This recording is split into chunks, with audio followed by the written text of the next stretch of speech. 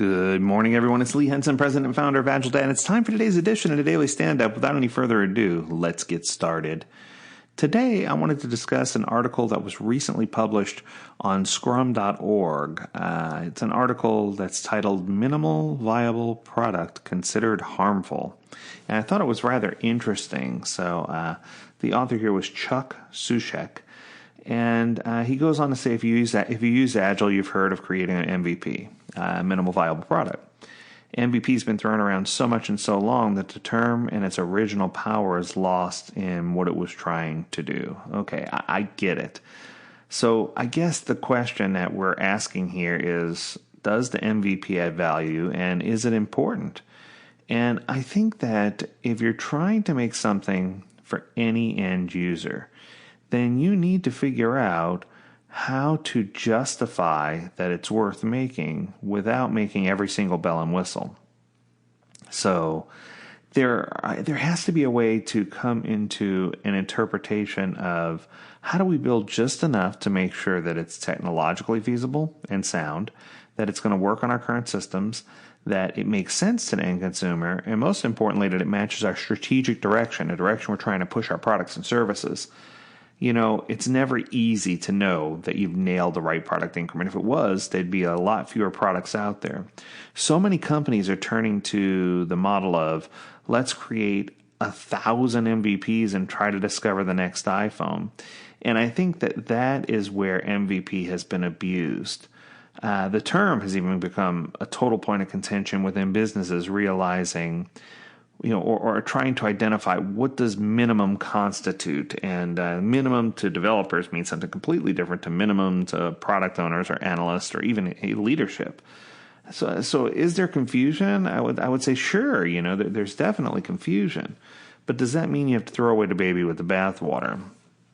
Because I'm pretty convinced that based on Agile being completely empirical, that you discover as you go, that as you uncover things, you can make small pivots and you can inspect and adapt and adjust, that, MVP is a tried and true method. It's been there all along. You need to have one of those plan, do, inspect, adapt mentalities where you're just planning, doing, inspecting, adapting, moving on.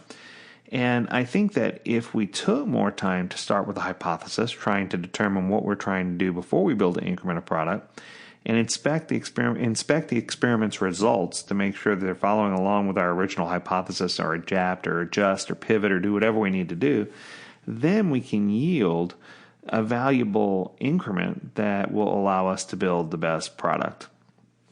So I think testing the hypothesis is a question, because I think too many people don't go backwards and do the things that are critical on the front end of an Agile project. We're missing out on things that come along with design thinking and aligning our personas and creating a clear vision and strategy statement and utilizing an elevator pitch. All these things are so important to make sure, that we understand who our target consumer is and whether or not the product that we're building is going to, serve their needs. So in this article, he proposes replacing MVP or minimal viable product with minimal inspectable increment. I get it. It does clarify scope and intent, but I don't know that it's, do you have your MII done? It just doesn't have that same zing as an MVP. When you say MVP, it sort of alludes a feeling or an emotion of, most valuable player. I mean, I hate to say it, but it's true. It's the most valuable piece of what you're trying to build. It's the smallest portion.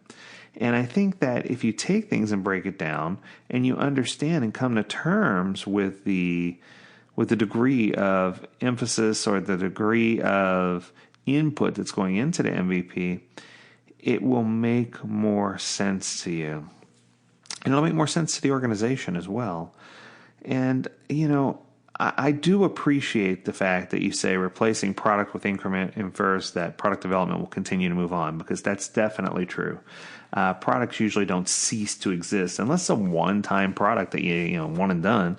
But I think that, even though these changes are very small that you're proposing, I think that we just need to be more deliberate in our attempts to do Agile, that we need to be more focused, more deliberate, that we need to be more engaged, and we need to figure out exactly what that means in our organization. And that means that we have to do the hard work of communication.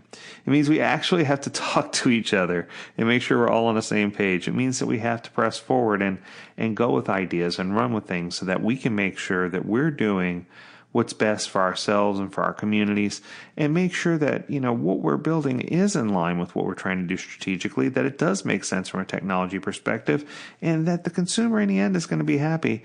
And I think what this all boils down to, I hate to simplify this entire article, Chuck, but I think it all boils down to, are you focused on outcome? Are you focused on output?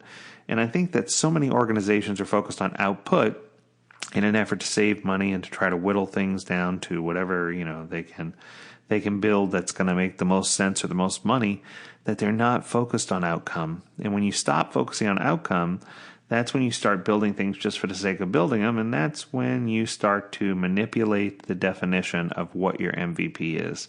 So I think overall, the overarching thought is, 1, start with a clear vision and strategy. 2, make sure you have high levels of communication. 3, eliminate debt. 4, make sure that you're talking to each other and understand how you're going to provide the best outcome for your end consumer. And if you can get to the point where you figured out what that end consumer's needs are, and you can build a small bite-sized nugget of that, and stick with that empirical process, stick with that increment, and, build things in such a way that you are doing plan, do, inspect, adapt, repeat. I think that that's going to help you in the end get the product or service that you're looking for. I hope you enjoyed this Monday edition of the Daily Stand-Up. We invite you to tune in, as always, to AgileDad.com, where you can learn more about this topic and many others. As always, we encourage you to stay healthy, stay well, and stay agile, my friends. Until next time, do take care.